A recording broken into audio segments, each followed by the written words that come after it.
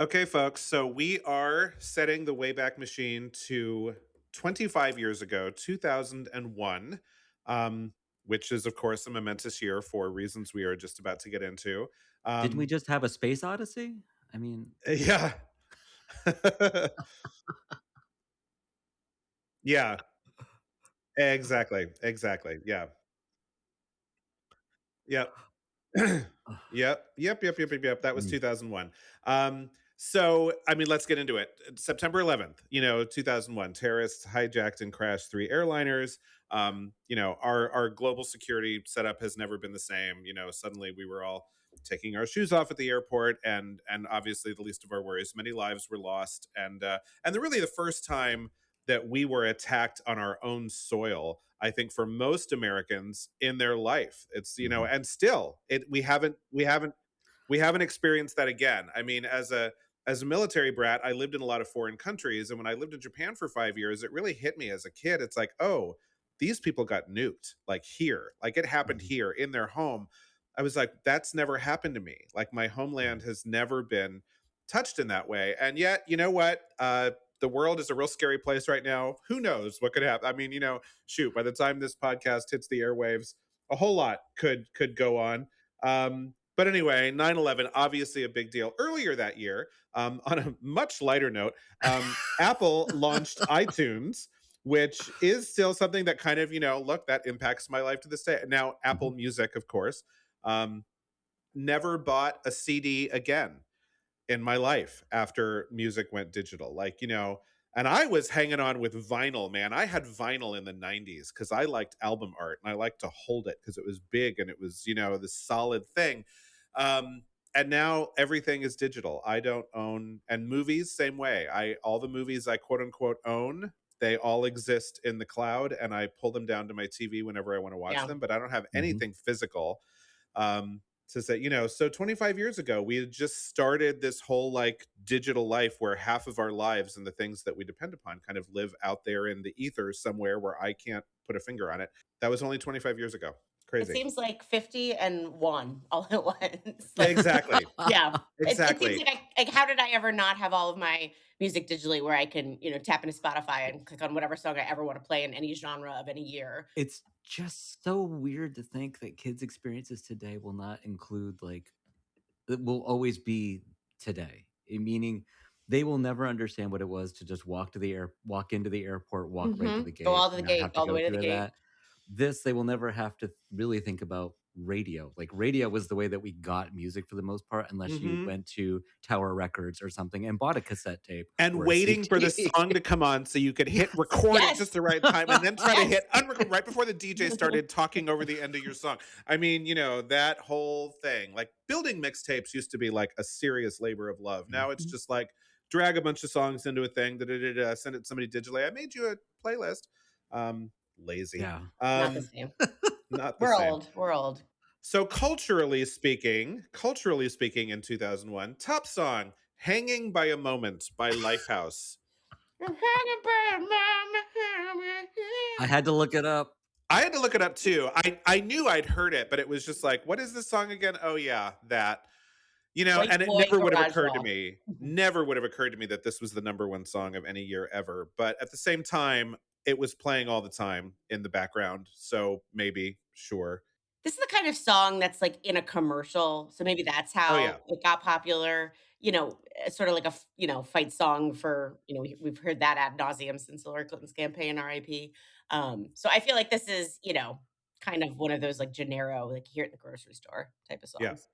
Okay, so tops at the box office in 2001. It looks like we really needed to escape something, although, 9/11 didn't happen until September. But, escapism seems to be a theme for the whole year. Number three, Monsters, Inc. Love this movie. I mean, talk about something that's unique and different from other stuff. I really enjoyed the idea of this movie, and it took us into a new world. I loved it. Okay, confession time. I never saw it.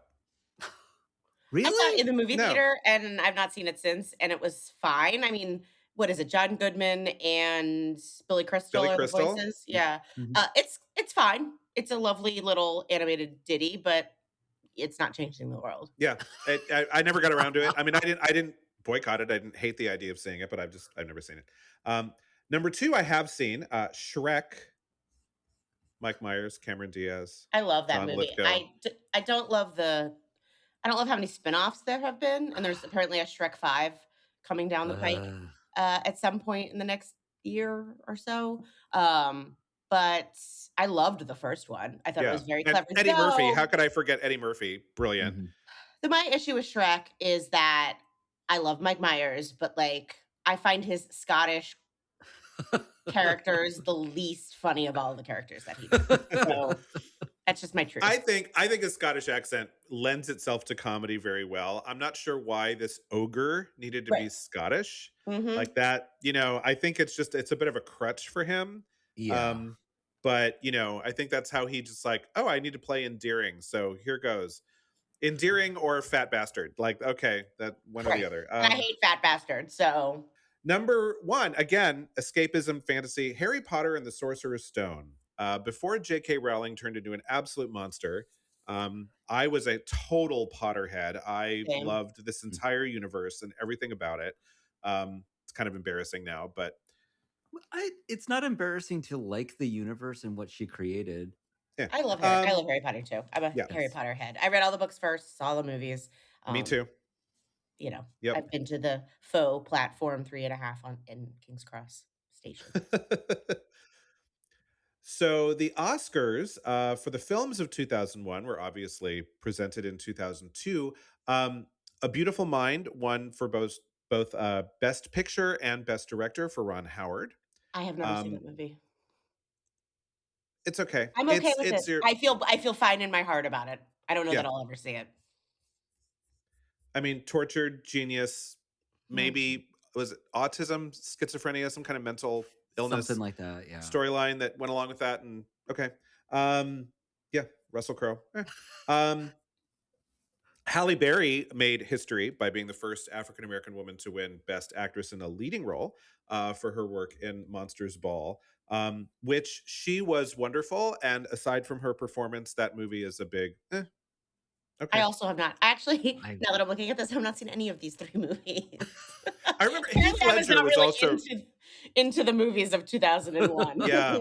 Heath Ledger was also really good in Monsters Ball, although he's only in the very first beginning of part of the movie, but he was also very, very good, as RIP always. Very dependable actor. I always get really angry when, on behalf of Halle Berry, because she was so upstaged by Adrian Brody's kiss when she came up to accept the What an award. asshole that guy Mhm. is. Yeah. And I'm filled with female rage every time I think about that moment. Like, she was Yep. beautiful. She had such a gracious speech. It was a really, obviously a record-breaking moment for her. And then you had this fucking guy come up and just ruin it all. Consent is sexy, Yeah. Adrian. Ugh. Ugh. And then finally, Best Actor went to Denzel. Training Day was okay. He played like just an asshole villain. I feel like this was a consolation prize. It was one of those, we should have given you many Oscars by this point, Denzel, and we haven't. So here, have one for this, which is not your greatest performance by a long shot, but obviously you need to be a 2-time Academy Award winner. So here's your leading Oscar. Anyway.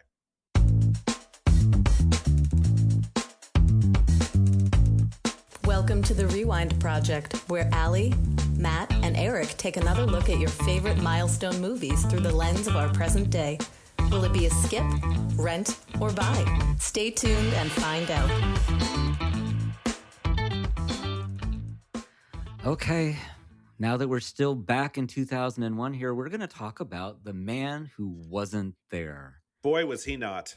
Yeah. Did this movie get any sort of press rollout or recognition? I had never heard of this movie before. You brought it up, Matt, when we were talking about picking I our don't movies. remember it either. That's why I picked it. I still am wondering. I mean, the cast is stacked, which we're going to talk about in a second. So it's not like it was a bunch of unknowns or an unknown director or. Now, look, I am agnostic about the Coen Brothers. I think I've probably said that on this podcast before. I don't hate them. I don't love them. I really, much like Morales in Chorus Line, I feel nothing about the Coen Brothers. They're fine. But I am surprised, as clued in as I am to like the world of movies, that I had never heard of this movie before. I feel like this movie is kind of forgotten for a reason. It's just not really interesting, and we'll get into that. Well, it's about the world's most forgettable person, Ugh, and I Yeah. think ugh. unfortunately it became kind of a very forgettable movie Yeah. because of that. And yet, interesting. I mean, I'm looking forward to this conversation. There's a lot to get into. It will get spicy, I think. Fine, So we've already let the cat out of the bag. This is a Coen Brothers film, so it's directed by Joel Coen, written by Joel Coen and Ethan Coen. And okay? really directed by both of them, right? I mean, isn't that the way it Yes. always works? They always put one name on top, but really they're both Oh, is there it? calling on the One yeah. one directs and the other produces. Is generally in the in the Mm. credits. I believe Joel was the director and Ethan was the producer. Yeah. But they both are on actors who have worked on a Coen Brothers film have always said, "Oh yeah, you get direction from both of them. They're very in sync about what they want to do." And they have a real partnership when they work together about, you know, should we set up the shot this way? Well, I think we can do this. Oh, that's a good idea. You know, and they really do it together. They're two brains working together as one. There Or were half, some in the case of this movie. there were some notable achievements. A 2002 Oscar nomination for Best Cinematography for Roger Deakins. Well deserved. I was gonna say, I think that's the number one, is that this is a beautiful movie. No matter It what is. I think about the whole thing, it is absolutely breathtaking to watch. It is spectacular to watch. I wish 1940s films had all been shot this well. It's so beautiful. It nabbed 3 2002 Golden nominations, one for Best Motion Picture Drama, one for Best Performance by an Actor in a Motion Picture for Billy Bob Thornton, and then one for Best Screenplay, Motion Picture Joel and Ethan Coen. And then 2002 American Society of Cinematographers U.S. winner for Outstanding Achievement in Cinematography and Theatrical Release for Roger Deakins. Well deserved. Yeah. Yes. The plot. Wow, be those are honest- some heavy air quotes. I had a hard time coming up with a Doing all the comical one, I'll work. be honest. All those air quotes doing the word. Plot. A chain-smoking footnote in history blackmails his wife's boss in a misguided attempt to make something for himself, but ends up destroying his and several lives around him. I mean, that does it. I wanted a cigarette so badly watching this movie. As a former smoker, like the cigarette never leaves his mouth, and I'm like, No. oh, and they do it in that 40s way where they just make cigarette smoking just look really attractive, and you're like, ooh, yeah. You forget how much it actually stinks. That's one of the things that made me think this really was just like a modern attempt at a 1940s film, which we'll talk about a little bit later too. Like it really felt like it was a 40s film while you're watching it, because they were constantly, all of them were constantly smoking. The best was when he was like cutting that kid's hair and also had a cigarette and the sneakers in his hand. It was very dexterous. I was like, okay, Billy Bob, I see what you're doing. And the cigarette just dangles from their lips. They don't Yeah. even hold it like a, you know, it's just kind of just there. Just enough moisture to keep it sticky. So, Mhm. So let's get into the cast. Billy Bob Thornton as Ed Crane. It's interesting. He plays two roles because he is the narrator of this story, because it is his story the entire time.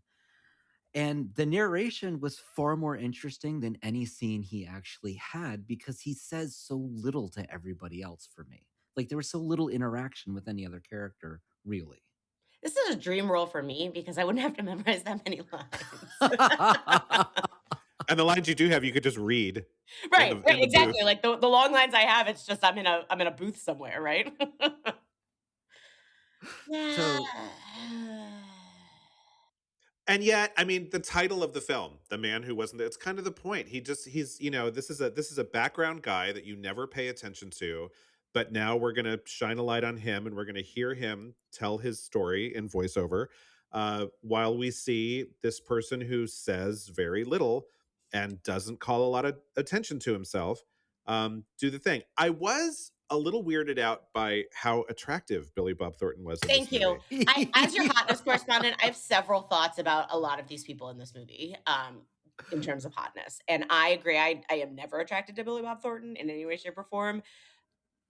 But okay, I could possibly see what Angelina saw in her for like a second in this movie. He's also 25 years younger at this point. Although he kind of looks the same age right now. Kinda, 'cause he's with looked the same, silver I think, from hair. the jump, from like Yeah. birth, probably. But you know, this is post Sling Blade. I mean, remember we all met Billy Bob Thornton. You know, French fried potatoes. that guy.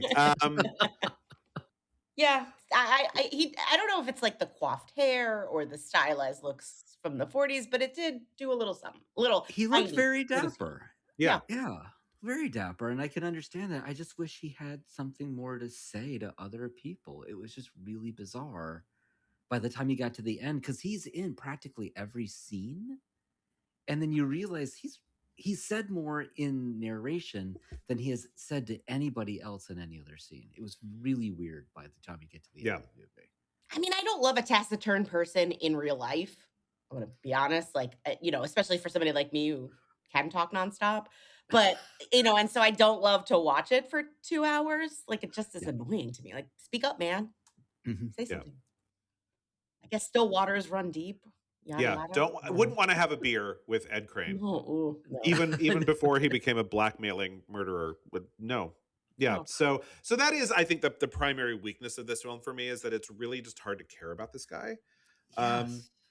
And the whole movie is centers on him. So okay, other than the fact that he looks, really good in a Taylor's 40s suit.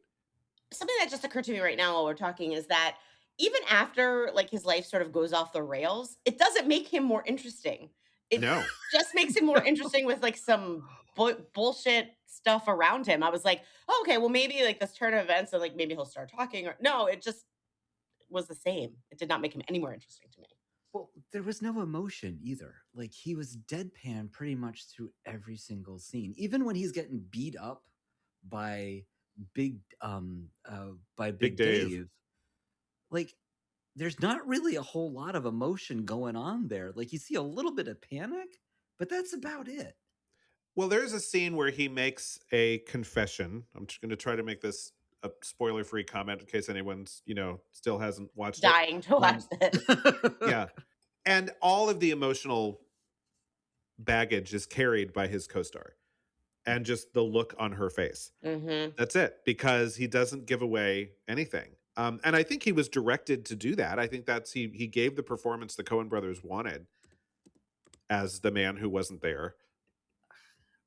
But there he was not. Do we think Ed Crane was maybe like a sociopath? No. Okay. It's boring. He's just emotionally dead. Yeah. Okay, fair. Now, the next person, Frances McDormand as Doris Crane, was not. Also looked very hot in this movie. Yes. Yes. Didn't have as much to do as I think Frances could do. I mean, I understand, you're one of the Coen brothers is her husband, and there's always a role for her if she wants it. I'm surprised she took this one. A lot of people could have, but like I said, she is the person who in what I was just talking about had to do all the work. Mm-hmm. As she learned something about her husband that he is revealing very unemotionally, and she's having a big shock, hearing this. Yeah. Well, in that scene though, too, I think she realizes that he knew everything that was going on, which she thought that was on the side and he was unaware of. Yep. So not only did he do this thing that she had no concept that he was even capable of, but also that he knew all of her secrets, and all of that was going on in her face at the same time. She's brilliant. I mean, there's nothing she can't do. Yeah. She's also an actor with no vanity. So, I mean, the idea that she did look hot was like, oh, look at Frances McDormand looking hot, because she will look a mess for a movie if that's what it calls for. Yes. 3 billboards. Which I still Nomadland. I was thinking Nomadland. Yeah. She looked... Yeah, she looked a hot mess in that movie. Yeah, so I was like, okay, glam, Frances. I enjoyed that because that's not a role she plays very often. Yep. I could have used a little more of it. I think it would have held my attention more throughout the film if we got some more of Doris. But this is Ed's movie, so unfortunately we didn't get much. I did love that throwback scene at the very end, though, and she kind of comes back in his memory. He remembers when a traveling salesman popped by the house and she just, brushed him off because he was too much of a lump to shut him up. And it wasn't much of a, it wasn't a pivotal moment in his life, obviously, but it was this, that's the memory that he had of her. And it was really revealing about kind of what she was ballsy. She, she was an interesting gal. And yeah. That scene was so bizarre to me because I thought we had at that point now stepped into some kind of purgatory or like I thought it was like an afterlife because it happens right after the crash. Yep. And so it's like That's what I thought too when I first started that scene. okay, I because once we get, well, I guess we'll talk about it later. But there's one point in this film where it just starts like you don't know when it's gonna finally end because you don't know what the hell is gonna happen next because it should have ended at a certain point, traditionally. Next up is Michael Badalucco as Frank. I loved him on The Practice. He was so good in that show. I had to look way back in his IMDb though. I'm like, where do I know this guy from? And then I got to and he was in all the seasons of The Practice. Such a great show. He's a character actor that's been in a bunch of stuff. Yeah. And so as Frank, which I guess was Doris's brother, or brother, and brother, yeah. I actually really liked him on screen. He would never shut up, but it was a nice change of pace to Ed, who never said a word. And it's like too much of both. Like I felt like Goldilocks. Like he needed to shut up, and Billy Bob Thornton needed to talk more. And like, why can't we have a fucking normal movie? Like that's how I felt. I was so annoyed the whole movie with him talking all the time. Ugh. I will say, if I had to get a haircut at that barbershop, I'd rather sit in Ed's chair. Of course. Just chill I don't out. like idle chatter. When I'm friendly with my hairstylist, so like we can have a little banter or whatever, but like I don't need to have a full conversation when I'm getting my nails done. I don't. I can just sit there in silence. That's fine.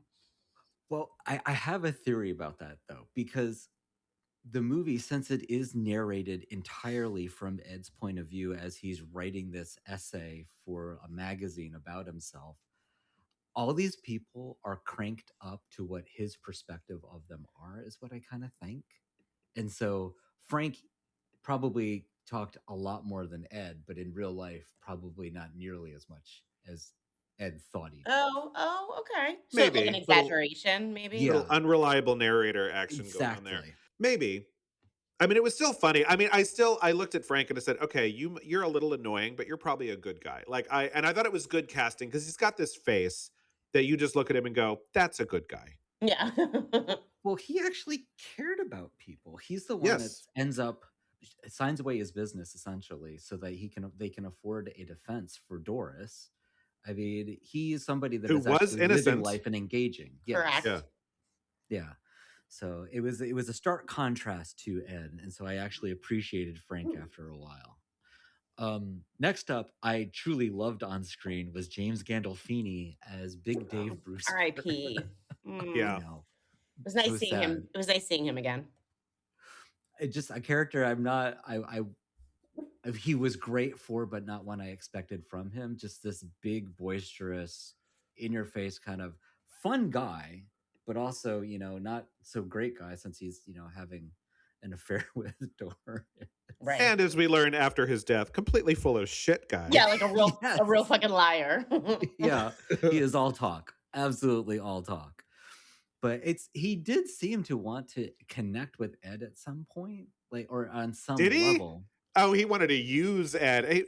Big Dave is not a good guy. I mean, he's a asshole of the tallest order, but it's great to have an actor like James Gandolfini who you love watching so that those scenes become palatable because, Big Dave was a total asshole. But at a certain level, because it's James Gandolfini, you also kind of like Big Dave. Like, I kind of liked Big Dave. I think you can get seduced by him the same way that you realize he's gotten away with this his whole life. It's how he bagged the department store heiress and married his way into, the C-suite. But I wouldn't trust him as far as I can throw him. No. He's not a friend. No. Well, talking about trust as far as I can throw. Next up, John Polito as Creighton Tolliver. The pansy. Okay, let's get into it.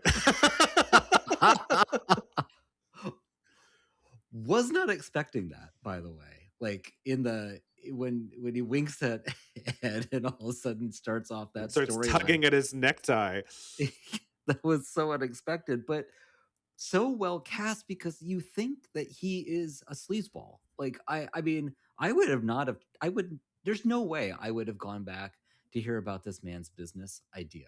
No. Like he just gave you the creeps to begin with. In every way. I mean, you so obviously telegraphed, do not give this man a dime, much less ill-begotten $10,000 that you blackmailed somebody for. No.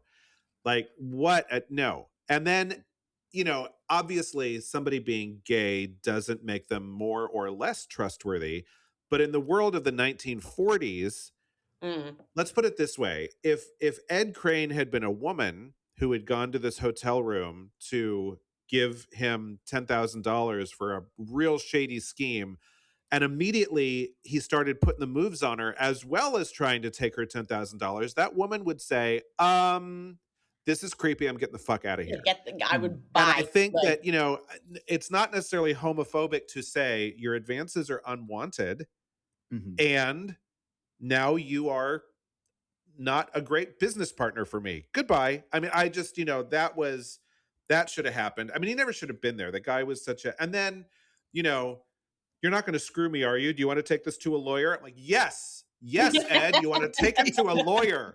Grab those papers and take them to a lawyer this instant. Now, who knows? I mean, once we find out what happens to Creighton Tolliver at the end, maybe he was on the up and up and Ed would have gotten all his money back. Maybe. And then some. We have no idea. We have no way of knowing. The two things I liked about him as a character is, one is that he was, on the forefront. We'll talk about it. But like, it was a legit idea. It wasn't, a snake oil idea. And I did like Ed Crane's reaction to the pass. It wasn't outsized. It wasn't crazy. It was like, basically like, buddy, back off. Like, this is not appropriate. And, like, he didn't make a whole thing out of it. And he could have been well in his right in the 1940s as a man who got propositioned basically to fucking freak out, and he didn't. So that was a nice surprise that it was, and probably pretty realistic, because guess what? Gay people existed in the 1940s, right, and probably a lot of men were propositioned by other men, and they didn't all commit hate crimes. A lot of them just said, yeah, barking up the wrong tree there. No thanks, buddy. Yeah. And then some of them were like Big Dave, who just couldn't let go of the fact that he was a pansy and couldn't, call him anything else for the rest of the movie. Yeah, that was, well, and then ends up, well, we can talk about that later. Next up, Scarlett Johansson as Birdie Abundus. Dirty Birdie. I hated this plot line so much.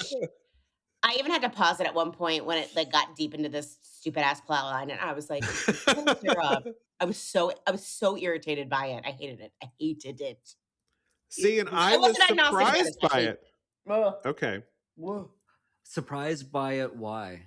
I was surprised by it because I started off going, okay, does he have completely honorable intentions towards this girl? And then he was like, and then maybe if I became her manager, I could be with her. I'm like, oh, he doesn't. Oh, shit. Ew, gross. And then I was where Allie was.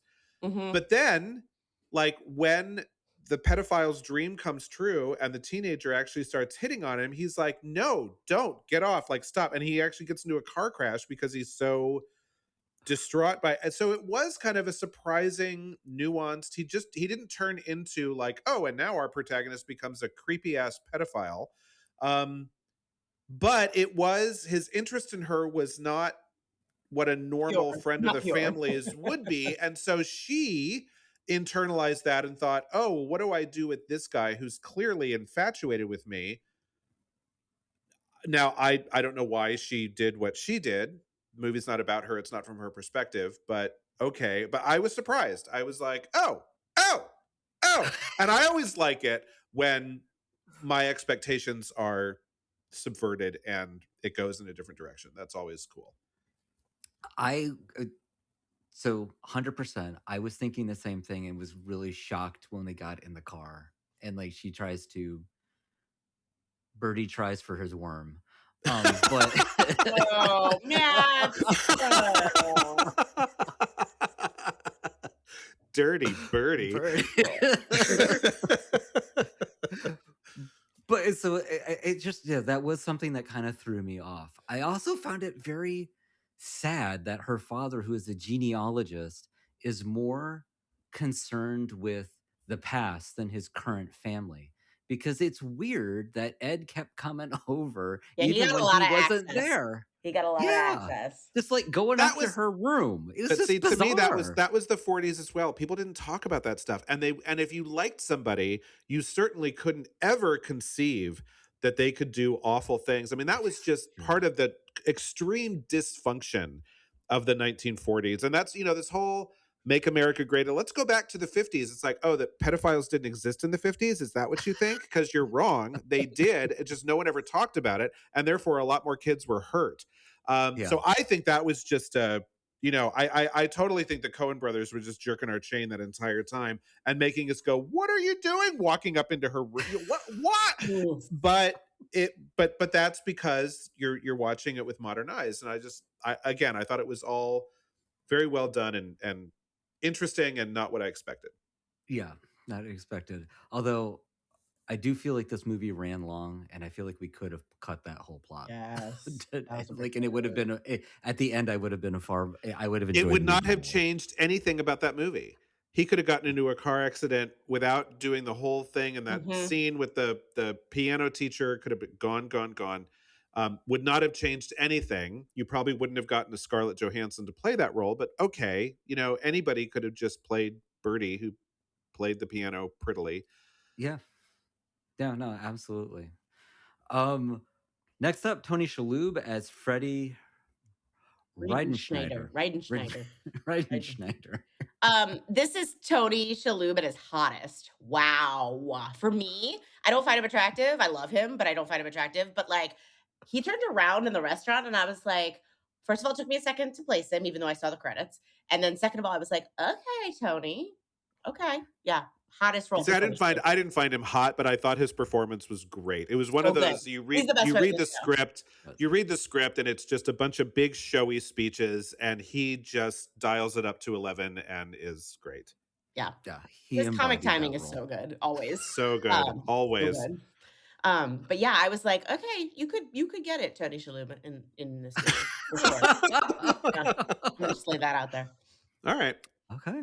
Yeah. So you know what? That was the journey that I had in this movie, because I was so bored that I was like, that's where I was. Just to let you know, mentally. So at a point, Allie's just turning off the audio and just watching it, like watching Heated Rivalry. I was like, yeah, no, it's not for me either. Sorry, not to keep that out there. I love you, but that's not it for me. This is not a Heated Rivalry podcast, but I could go on for a good 15 minutes about the weird parasocial relationships that people have with those actors. That's all I'm going to say. Okay. Yeah, that's an entirely other episode. Yeah. I enjoyed Tony Shalhoub. I was not expecting this from him. He was great as this fast-talking kind of amoral lawyer, just like trying to figure out how to get like a the huckster person out. Almost. Yeah, huckster. Yeah. Well, Matt, did you ever watch Monk? I have never watched Monk. Okay, he's kind of manic in Monk as well. He's not as amoral. He's got much more of a heart. But I mean, yeah, if you'd ever seen Monk, it's like, oh yeah, OCD, right? Monk has OCD. Yeah, I think so. Yes, yeah. And he's and kind of got he has this manic energy about him. And if you liked this, but you'd like to see this maybe with a little bit more of a moral compass, Monk is a very fun show. Okay, I'll add that to the list. I've got to find some more shows that are fun to watch and not going to don't take as much of an emotional toll. So. He's great. I mean, I know him mostly because of the Marvelous Mrs. Maisel, and he's excellent in that too. So, yes. Yeah, he's top notch. I always think back to Men in Black. So I love that movie. The movie was on recently, and I'll never not watch that when I'm flipping channels. Like, that's a great movie. It's a fun watch every single time. Every single time. And then last, I put her on here just because I feel like she was kind of wasted, and I wish we had gotten more of her as a character, is Catherine Borowitz as Anne Nerdlinger Brewster. Who is she? Who is this actor? No idea. She has done a bunch of other little stuff. I think she did some TV stuff, but acted the hell out of that scene though. God, she was good.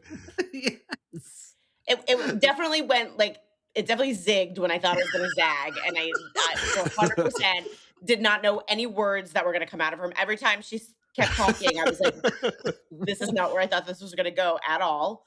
And yet, that is a conversation people were having in that period of time. Yeah, so even now, people are still having that conversation now. Yes. Kate McKinnon has that conversation whenever she comes back to SNL. Oh, root it to the theater. One a little bit different for me. Those are some of my favorite SNL skits of He all always time. breaks. I love the ones with Ryan Gosling because he always breaks. So good. But yeah, I after that scene, I was like, why did we not have more of her then? Like in this movie, it was so. I was very upset by that. She's another. She's the woman who wasn't there, right? Because Yeah. in the whole beginning of the, they're at this dinner party, and two of these people are having an affair And with her each chatty other. Cathy's. And are chatty. The other two are just sitting there. But you know what? The camera never pans to Anne Nerdlinger Brewster. We never check in with her to see how she's feeling about all this stuff. And she was going through the same thing Ed was, but she wasn't really there, right? I mean, it's kind of so it was a neat commentary on there are other people in this movie, kind of like Ed, who just sneak into the background, and then when you do give them a platform and let them talk, they say some wild and crazy shit. But she was more interesting as a character. Yeah. I want to know more about her. And I liked because that to me represented kind of like that Coen Brothers quirk. Like there's always some sort of quirk in there. And I was like, okay, where are we going to find it? And then she started her little speech and I was like, there it is. Check and check. Not including the mezzanine. Yeah. God, I love that movie. Well, since we've already started tapping into it, like, why? Like, coming up with an outline for this particular movie was actually difficult for me because I wasn't quite sure what to talk about because by the end of the movie I was more than slightly bored. So why? Like, this is why I hated the first half an hour, because this movie gave us no inkling that Ed Crane was dissatisfied with any part of his life. He had a really nice house for a barber, I thought, in Santa Rosa, California. He wasn't greedy. He didn't need money. He didn't need social status. What was he going to do with it? Talk more? I doubt it.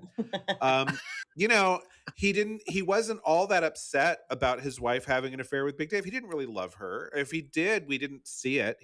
Nothing in his behavior said, I love her so much more than she loves me. I worship the ground she walks on. That never happened. So why would you start out of nowhere, blackmail somebody, which is a criminal act, to try to get money that is not yours to invest in this obviously huckstery, scammy, slimy dude, and then not even have a lawyer look at the contract? I mean, everything about it was so dumb. It's like, what? I don't understand why you're doing it, and I don't understand why you're making such bad decisions. I think it just all had to happen for there to be a movie. And once the movie actually got going and the bad decisions started rooting out, a little bit of karma for Ed, okay, then it got interesting for me. The whole beginning, I was just like, I cannot, what? Not only why, but how dumb are you? Yeah. Yeah. You bring up a good point. He didn't seem dissatisfied with anything in life. No. So like, what is the reason to like blackmail somebody to get money that you don't need to start a business that you don't need? Because honestly, you don't seem like somebody that is going to be great at running a business anyways. He didn't even want to be principal barber. He was very happy that Frank was the one who had to do all that shit, and all he had to do was sit there and cut hair all day. Yeah. I mean, to me, it was sort of like, people sometimes, I think we've all probably had this, where we're like, how can I change my life in a way that, maybe if I, it's like a sliding doors moment. Maybe if I chose this way, I'd have a different life now or whatever. And maybe that was him just sort of being like, okay, well, she's having an affair, so she's clearly doing her own thing. What happens if I take control of my life a little bit? And of course, with somebody like that, it just all goes downhill and, ends up very poorly for him, where that's when you're like, okay, you should just stay in your lane. But, I'm not defending this movie in a new way, but I do see where he might want to kind of change his life or think about changing his life, and this was the first step. But see, the Coen brothers are too good as writers to just say, well, just to put that in there with no, like, you had a whole movie before Creighton Tolliver showed up in your, a whole good 10, 15 minutes of a movie before we ever met the huckster. Show me what in his life he is so deeply unsatisfied about that he's willing to take this kind of risk to shake it up. So they didn't. He had a nice, boring life, but he's a nice, boring person. What? Okay. Well, we do get, okay, so maybe this is where Birdie actually comes in then. because we do get an inkling that he is maybe too bored with his life because he wants to be near her because I think he finds her interesting and loves and has found interest in the music that she produces, not produces, but plays. So had he met Birdie before he had actually sent the blackmail note, do you think he would have done the blackmail note, or do you think he would have just pursued his interest in Birdie then? Those I are mean, some his bold very choices. I mean, you can, I don't know. It just, but again, it's a fault of the movie because that's not the way it rolled out. He just out of nowhere decided to give this gross person who is, just a bunch of. When he got the money, I was like, and it's so funny to me. He took it out of the trash can and immediately just walked right up the stairs and didn't even spend 2 minutes with it. He handed it to somebody else. By the way, did you notice that the cash was in a Nerdlinger's bag? No, I didn't. Yeah, I clocked that. You can see it on the bed when he's counting it out. Oh, that's funny. Well, of course it would, because that's what James Gandolfini would put it in. Yeah, right. But like, Yeah. it was very subtle, but it was something that I noticed when I was looking at hit like all But the that's the other paperwork thing on his about the bed. stupidity of it. Then James Gandolfini comes to him and says, "I know who's doing it. It's this pansy who tried to shake me down for $10,000." I'm like, okay, so now you're going to blackmail your wife's boss/lover and then hand the money to the person he suspects, which Right. means he's going to know exactly where that money went. And it has double the chance of coming back to you somehow. How dumb are you? I mean, I would have thought you have that conversation with James Gandolfini where he's admitting to adultery, but not admitting that it's with your wife. And I would have thought, okay, he's going to take the $10,000, but now he can't give it to the pansy, obviously, because that would be so stupid. Right. So what's he going to do with the money? And he takes it right upstairs and hands it to Tolliver. I'm like, what? How dumb are you? How dumb do you think your audience is? I did not like that. So that conversation threw me off though too, because I thought at that point in time, oh, he's admitting to having an affair, but he's having an affair with somebody else, and I thought, oh shit. So he was kind of right. I thought Ed was kind of right, and because I thought, that James Gandolfini was telling the truth. Big Dave was telling the truth. Because why else would you talk to Ed, the guy that, whose wife you're cheating I thought with? that too, except that Ed clocked Doris getting really upset across the room. And so that was, he came to he had us. to, I like, wonder why make you ways. think Doris is so upset. Well, Doris is upset because I asked her to cook the books. And I Not asked her about to cook us. the books because I'm having an affair with somebody else. But no, the blackmail note clearly said, I know all about you and Doris Crane. Give me $10,000 or I'll tell Ed. And But if he that wasn't didn't- having an affair with Doris Crane, he would have just threw it in the wastepaper basket and said, prove it, because we're not having an affair. So whatever. Well, but it could have come out that he was having an affair with somebody. So it didn't really matter. Like the affair was the key part. Not if the blackmail note said, I know about you and Doris. He's like, there's nothing to Fair. know. There's nothing to know about me and Doris. So clearly you don't know anything. Fair. And he would have just Okay. ignored it. So yeah, I knew right away. It's like, oh yeah, you're totally having an affair with Doris. And you're just lying to Ed about it, but you're trying to, I want you to know why I upset your wife just now. And it was because he asked her to cook the books. And maybe also see like how much does Ed actually know? Yes. And how much does, and maybe, Yes. and I was thinking, did you send this blackmail note? I'm going to read your face for clues. Of course, Right. you can't read Ed's face for any kind of clue because he's Right. just a stone statue. Yeah, like I mean, he's a very good liar. Broach this information and see what happens. Well, the less you say, the better you are at lying. So, I mean, That's true. That's true. Perhaps something we all should learn. So I learned a new term while watching this movie too. Neo-noir. I did not Say know that this 5 was a times thing. fast. Neo-noir. Exactly. Neo-noir. Neo-noir. Neo-noir.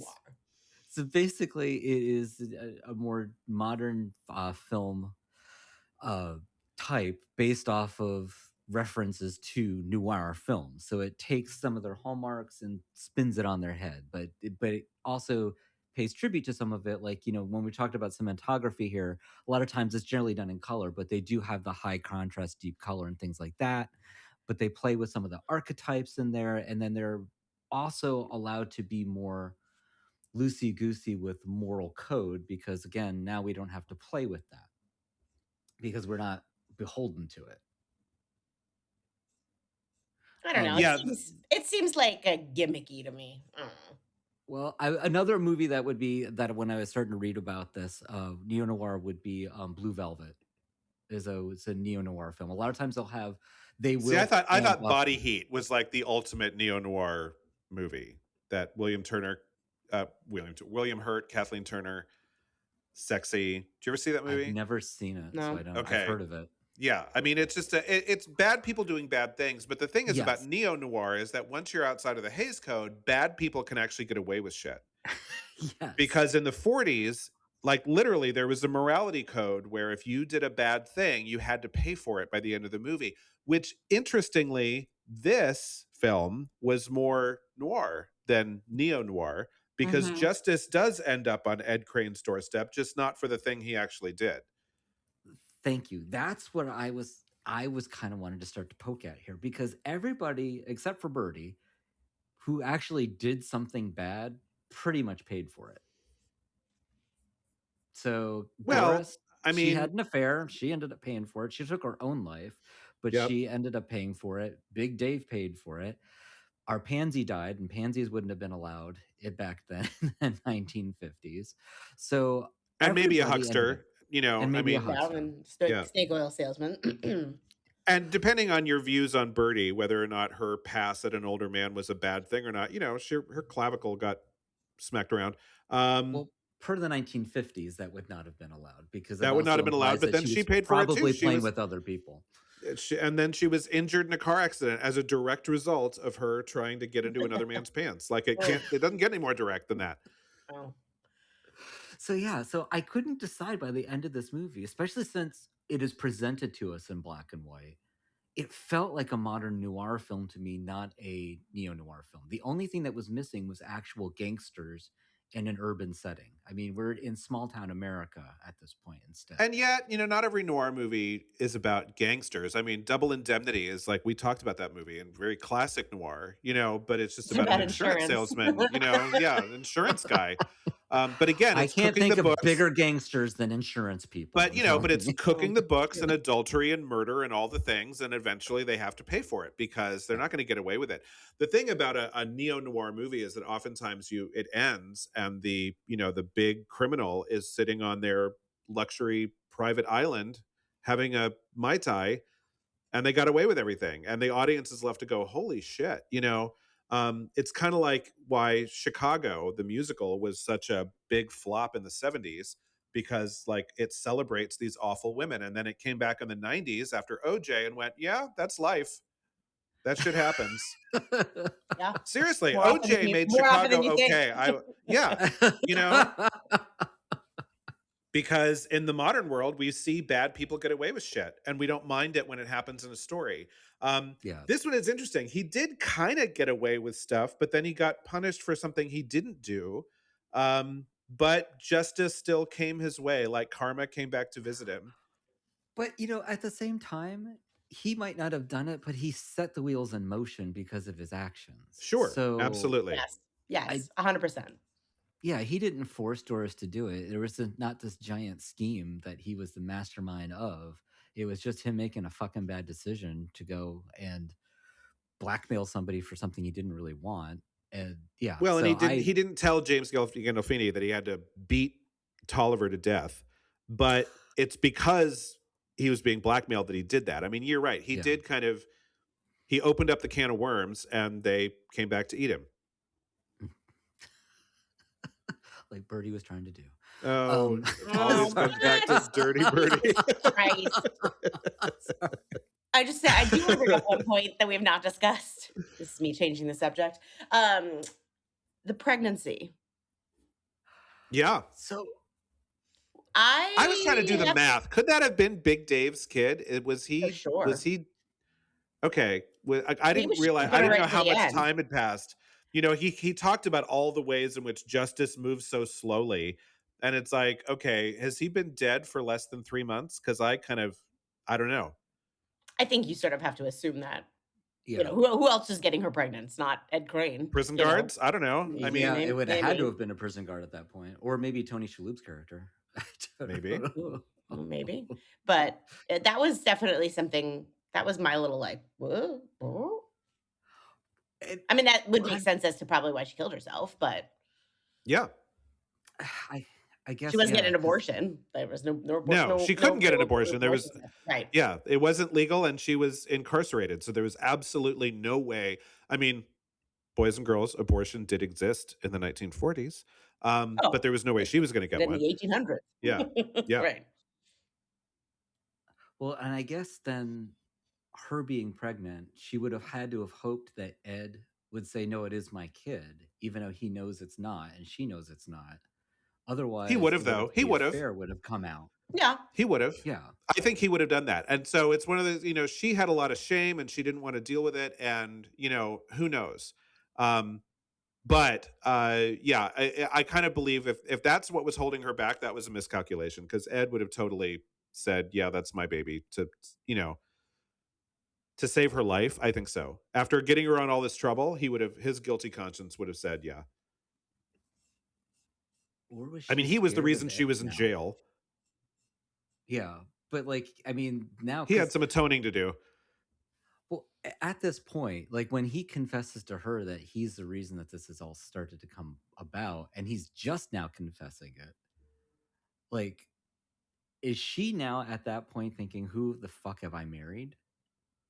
Because that's kind of a big deal to sit there and start blackmailing people and get these wheels moving. So I wonder if maybe she was concerned, what happens when I get out too? Who I don't know who I've married anymore. So True. does that But give a reason? I mean, suicide is, I mean, obviously it's a big, heavy topic. And it's interesting that, they say it and then kind of, move it aside in this movie. Obviously, if most people who are in a healthy state of mind, their first option is not say, well, I can just end it. Let me just grab this belt. Yeah. It's you're pushed to an extreme state for that. And who knows what was going on in her mind. I mean, again, the movie wasn't about her. We didn't get her interiority there. So we can't really know. But yeah, I mean, it was. And again, it was an interesting. Would the movie have been any different if the guy hadn't stopped by the barbershop and said, I need to talk to you, by the way, your wife was pregnant? No. Wouldn't have really just open changed up another anything. can of worms. Jesus. Yeah, really didn't change anything, but it was kind of this, oh, okay. Okay. Yeah. And you And don't Ed- know because everything's from Ed Crane's perspective. You don't know Yeah. what she was thinking about. Exactly. Have And no he idea. barely reacts really No. afterwards anyway. Just to say that I didn't have sex with her. Yeah. And then the medical examiner's like, well, that's none of my business. Yeah. I feel like we could have cut that out and it would have made for a better film. I do. That and Olive Birdie. I mean, honestly, I Mhm. think we yeah, this is not a perfect film by any means. I mean, I appreciate the Coen Brothers. I generally, this is not their best film, to my mind at all. Agreed. Interestingly, they've made so many. You can watch a lot of these things, and I sent you both one because I said to you off the record, I said it usually clocks in the top 10, and there was somebody it was at number 10 of their 18 movies. They made 18 movies, and they rated The Man Who Wasn't There number 10. So it's usually in that mid range, but it's clearly not their best film No. for a lot of reasons. I think it's full of plot holes. Yeah, I was glad that Buster Scruggs came up above this film in that man's list. But so upset that the Hudsucker Proxy was so low and always is. Yes. It's so underrated. I don't know why people don't like that movie. It's funnier than this and far more engaging. Yes. And has a lot more to say about, films of the 50s and life in the 50s compared to now. Mm-hmm. Yeah, and I feel like the kookiness of that movie is written into the movie much better than this is. I feel like this movie is kind of uneven, and that's part of the problem. Kooky moments, but it's not a mood that's kind of kept throughout. Yeah. Okay, you guys want some fun facts? Hit me. Sure.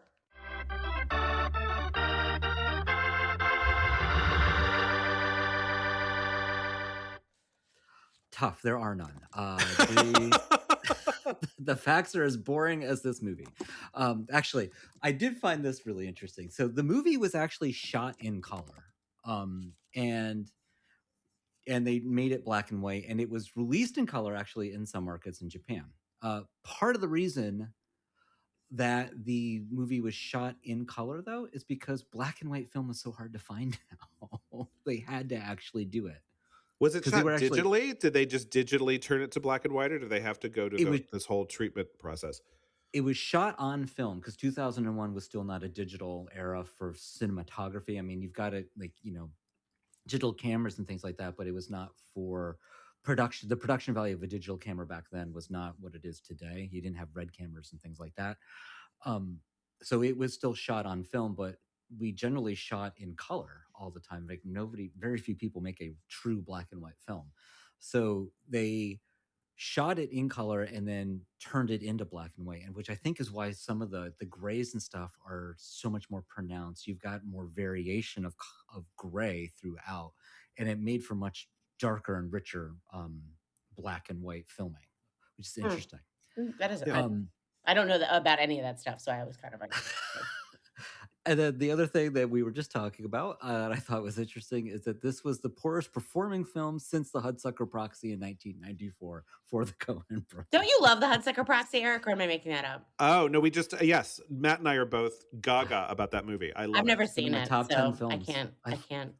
Watch for it. kids. Watch it on New Year's Eve because it Oh. takes place from December 1st to December 31st, and it ends on New Year's Eve. It's a great little New Year's Eve Okay. kind of movie. I don't go anywhere these days for New Year's Eve, so that's a perfect. Watch it on New Year's and time it so it ends about a half an hour before the ball drops, and you can you can watch Ryan Seacrest or Anderson Cooper or whoever do that from Times Square. But yeah, it's a great little. It's so quirky and wacky and weird and funny and fun. Yeah, I love it. Okay, you guys ready for a game? Sure.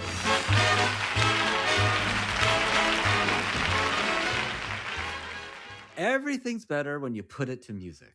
Is it? Everything. I mean, is it though? I don't think it's getting worse. So the Coen Brothers need some money and Broadway needs some ideas. So why not make The Man Who Wasn't There into a musical? Why not? It's got to be a lot of Ed humming because that's about as interesting as Ed ever gets. Ed only sings one note through the entire. Like Ed sings a D sharp, and that's all. All of his songs are complete. Like they're like Gregorian chants. Well, I thought this was a good idea. Maybe not. I think it's pretty good. Okay, so I want you to cast Ed and two other characters of note, whoever you want, and then pitch the Smash song or a Smash song from the show. Eric, you did the cold open, so Allie, you get to go first. Okay, so I was triggered in a good way by your word smash, so I thought that we could do a little Smash reunion. I don't know if you guys watched the TV show, but it's beloved in my house. So I have cast Christian Boyle as Ed Crane. I have cast Megan Hilty as Doris Crane, and I've cast Deborah Messing as Anne Nerdlinger Brewster. Oh, wow. Deborah's having a moment, I have to say right now, and it's not a good one. No, it's not. So that's why I stuck her in that role. And the Smash song, quote unquote, it's going to be blowing everybody out of the water. It's going to be the finale. It's going to be called Dead Man Walking. And it's basically going to take that whole scene at the end where you realize that he's writing for money in the jail cell, about to go to death row. And it'll just sort of like end the show in some sort of fantastical, exciting, show-stopping way. I like it. Yeah. I like it. Okay. Eric, how about you? So my Gregorian chant joke was just that it was a joke. But if I were to turn this into a musical, I think what I would do is that everybody in the show would have a song except for Ed. Like it would be Ed would be like the non-singing lead of a Broadway musical. He just would not sing, and that's one of the ways in which kind of he wouldn't be there, right? But nearly every other scene that everybody he interacts with, they would be singing to him throughout. So I was like, okay, I don't need a singer to play Ed, but I do need someone who can have that 40s look to him. So I put John Mulaney in that role because he's kind of got a Oh. face that just looks like it could be from a black and white movie, and he's got enough of a sense of humor that I think he could play the straight man thing well enough. He could set up other people's jokes really well, and just put an herbal cigarette in his mouth and just let him just kind of walk through this whole thing and never sing a note. I also cast the same exact two roles as Allie, which is so funny. Doris, I went ahead and put Amanda Seyfried in that role because she could play that glam lady, and she's got a voice. She's got a great voice. And so I put her in that. And then my Anne Nerdlinger is actually going to be Jackie Hoffman, who I love and adore. She's weird, she's quirky, and my big hit song would be her moment. To me, Anne Nerdlinger, if we did this right, would be like this legendary, next to Perron's Mistress, like the best one song Broadway role ever. Her song would be called Outside Eugene. And it would be her on Ed's doorstep telling the whole story of the alien abduction. And because it's a musical, of course, the porch would be on one side of the stage, but pretty soon the entire stage would be taken over by a spaceship that lands and the space creatures that come out and take Big Dave away. And she's singing about the whole thing. And then the spaceship goes back up again. And then it's just back to the two of them on their porch. And she ends the song and just leaves with that creepy stare in her eye. And walks across the stage. And Outside Eugene would be her big number. And then you'd never see her again. She would just never appear on stage after that ever. I love that idea. Oh my gosh, I do love that idea. And John Mulaney, that is brilliant. That's good. Okay, I don't know if he can sing, but he wouldn't have to. He can sing. He's not the greatest vocalist, but he does love musicals too. He does. Okay. I went a little different. I had to get some help on casting because I realized after I created this game, that I don't really know a lot of Broadway actors. But I do know a couple. So I cast Ed as Aaron Tveit, who I've seen in Schmigadoon. Love him in Schmigadoon. He's in Chess right now. Oh, is he? Mm-hmm. Yep. He can do that whole 50s look too. Doris is going to be played by Jessie Mueller. So she was Carol Kane in the Carol Kane. Yep. Set a pipe. She's in Waitress. Good too. Lord. Yes, she was the lead in Waitress. She also did Carousel. Yes. Big Dave is going to be Norm Lewis, who I don't really know a whole lot about. I still pulling up, but he has a great baritone voice and seemed like he would be a big boisterous person for Big Dave. I saw him in Porgy and Bess opposite Audra McDonald. Okay. Fantastic. So good. And then lastly, my Anne Nerdlinger Brewster was going to be Sutton Foster. So we all cast an Anne Nerdlinger. That is so hilarious. It's like the best character in the movie. Well, so my show, my musical number was going to be them at the dinner party. So I was going to have a round table where you've got it set up so that the table is going to slowly spin. So it's going to be a patter song where people are singing and having chitter chatter. And then as it goes through, everybody gets a single solo that sits on top of the patter song. So everybody, you kind of get an introduction to all these characters and a little bit more into them. So we get an introduction to Anne, because all of a sudden everybody else goes dark light around. And then you get a spotlight kind of showing them and showcasing them. So it's her song it's part of it. It's just going to be weird sci-fi music behind as she starts saying stuff that makes absolutely no sense to anybody. And then it's going to spin off and then goes to another character. So you get to understand each character a little bit and who they are. And that was going to be my song, because I feel like we needed some more character development. We always create much better musicals than these movies deserve, honestly. It's true. Always. Because, Allie, do you remember our musical version of Up in the Air? Yes. That would have been a great show. Like, after we were done, I was like, that was such a stupid game for this movie, but oh my God, now I want to go see Up in the Air, the musical. Right. Would be a good musical. If they're turning everything into musicals these days, why not Up in the Air? I don't know why our phone is not ringing off the hook all the time. Honestly. Exactly. Call us. We've got great ideas. Yeah. Great ideas. Okay, last up, skip, rent, or buy. This is the part of the show where we each decide whether Skip. I wish I had never seen this. Rent. I mean, I did not mind. I'm not mad at seeing this movie, but I don't know that I'd watch it again. And then buy. Brilliant. This needs to be part of my collection. So, Eric, you are up first.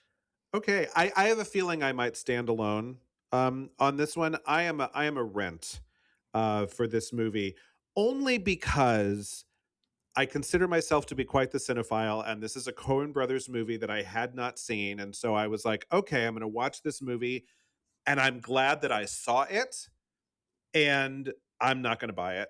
I don't need to watch this one again. Not their strongest effort, but at the same time, I like most of these actors. I like the Coen Brothers. Now I can say that I've seen one more Coen Brother. I still need to see Miller's Crossing and a couple others that I've not seen. But yeah, glad I saw it, but certainly not going to be a buy. And it wasn't my favorite, but I'm not mad that I saw it. So there we are. Allie? Oh my gosh, skip to my Lou. I mean, I can't. I gained absolutely nothing by watching this movie. It did not make me feel good. It did not make me feel bad. It did not give me any knowledge. No, this was a big old nothing for me. I could have gone to bed earlier, in fact, if I didn't watch this movie last night. So yeah, no, this was a big old skip. My life is not in any way, shape, or form, transformed from watching this movie. So I would have been good probably for the rest of my days not seeing it. So I was coming in as a skip, but after we've talked about it, I'm a skip with a Rent rising. So if you are a Coen Brothers fan, I think you should probably watch this. If you like movies of the 1940s and 50s, this might actually be an interesting watch because it really plays out more like a film noir than it does a neo-noir film to me. And the cinematography is beautiful, like throughout. It is a gorgeous movie to watch, although it does get tedious and boring towards the end. There are so many false endings to this film that it's just kind of annoying. So I just go in aware. But if any of that sounds like, nah, this is not my alley, skip it, because you are not going to enjoy this movie at all. Okay, well, we've got a Rent, a skip, and in somewhere in between. So next up, please join us for the next episode where we're going to go back to 1996. Gosh, that seems so far away. It's going to be 30 years now, which seems so weird to say. And we're going to watch Secrets and Lies, a movie I have never seen. It's so good. I can't wait. I haven't seen it in close to 30 years, so I'm very much looking forward to going back. Yeah, no, definitely it's been a minute, so I'm looking forward to have a long and we're going to have a whole big conversation on how this filming happened and what life must have been like on the set, because that's just a whole story there.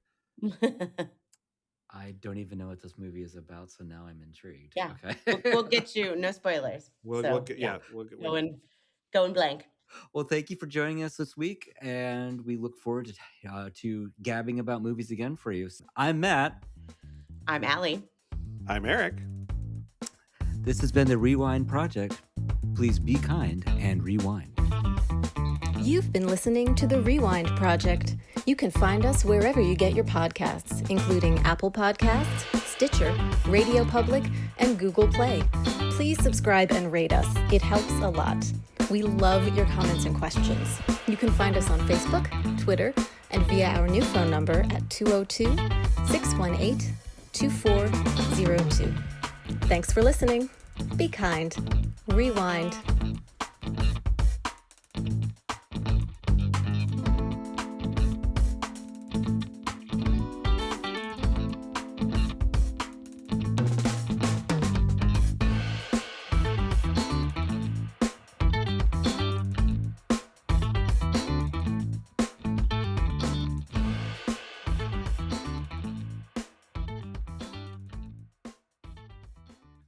I forgot how to end these shows. Hang on, how do we do this? You say your name, and then we say our names, and then you say be kind, rewind.